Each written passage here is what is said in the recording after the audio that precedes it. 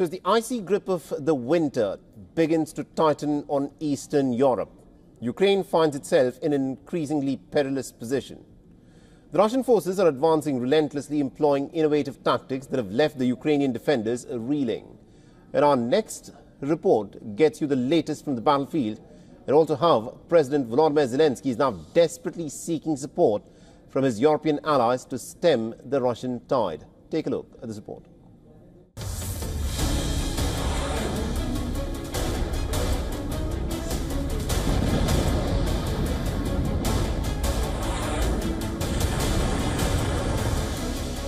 For Ukraine, the situation on the ground is dire. Russian troops are slicing through its defenses with alarming efficiency, employing a combination of brute force and tactical ingenuity. The destruction of a US-made Patriot air defense system serves as a chilling testament to Moscow's evolving military strategy.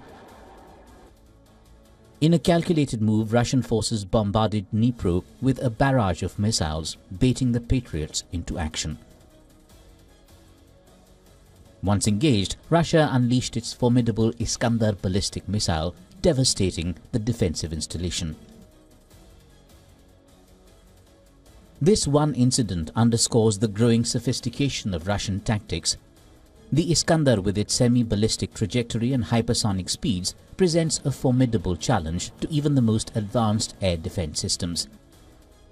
Its deployment signals a dangerous escalation in Russia's offensive capabilities, one that Ukraine is struggling to counter. As Russian forces march eastwards, the Ukrainian population faces a winter of unimaginable hardship. The constant threat of missile strikes looms large, with critical infrastructure remaining vulnerable despite Western-supplied air defense systems. In this grim backdrop, President Zelensky races across Europe, pleading with allies for increased military aid. His 48-hour diplomatic blitz through London, Paris, Rome and Berlin is a desperate attempt to secure the weapons and financial support Ukraine needs. The urgency of his mission is palpable, driven by fears of waning international support and the potential return of Donald Trump to the US presidency. The clock is ticking for Ukraine. Each day that passes without substantial reinforcement sees Russian forces consolidate their gains and push further into Ukrainian territory. Bureau Report, WION World is One. All right, now to give us more perspective in terms of what is happening at this moment in the Ukraine war, we're being joined by Mr. John Keir, who's a Senior Policy Director for the Center for Arms Control and Non-Proliferation, is joining us live on this broadcast. Now, Mr. Keir, Volodymyr Zelensky says that he has a victory plan. There was a crucial meeting that was to happen with President Joe Biden. That did not happen because Biden pulled out of that. He said that he was more concerned with Hurricane Milton, which of course is ravaging Florida at the moment. But do you think Volodymyr Zelensky's allies at this moment are convinced about the possibility of a victory, of which Zelensky claims that he has a plan for? Zelensky has been talking about his plan for several weeks now. We don't know what is in it. It's confidential, and of course that's the way it should be. I take this to mean that Zelensky and the Ukrainian government are very hopeful that they will receive additional supplies.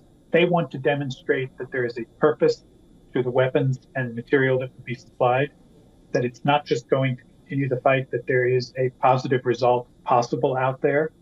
And so they have devised a plan to illustrate what those possible results would be and why provision of assistance at this time is advantageous to Ukraine and increases the possibility of military success. Now, Volodymyr Zelensky has also said that the Western allies must send more military aid because the longer they delay it, the more harder it becomes for Ukraine to actually win this war.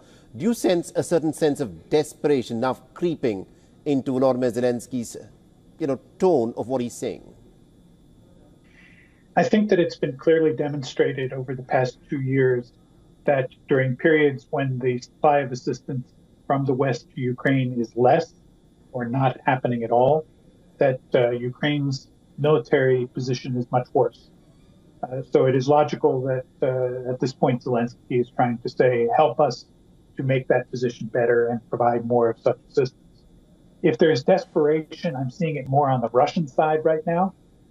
Russia is undertaking some very serious losses.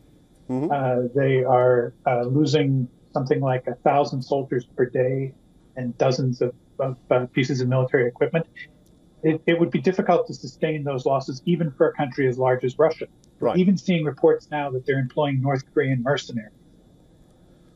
My final question to you, Mr. Rutte, is this. Now, Joe Biden is clearly a lame duck president. He has a few weeks more before the voting day.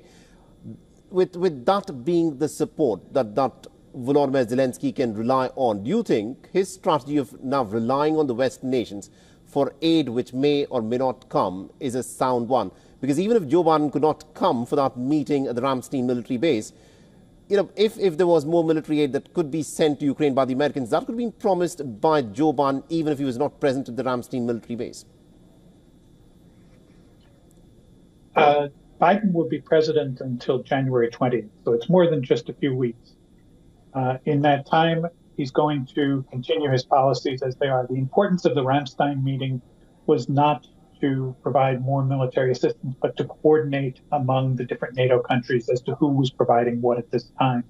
Without that element of coordination, the assistance that will be provided will be less effective. All right, we'll have to wait and watch as to what happens in that very important American election that is on the 5th of November. Of course, he continues to remain until January, but we need to see as to how things, of course, change at the White House and what kind of support Kiev will continue to get from the West. Thank you very much indeed, Mr. Rutte, for joining us and getting us that perspective there. You're very welcome. For all the latest news, download the WION app and subscribe to our YouTube channel.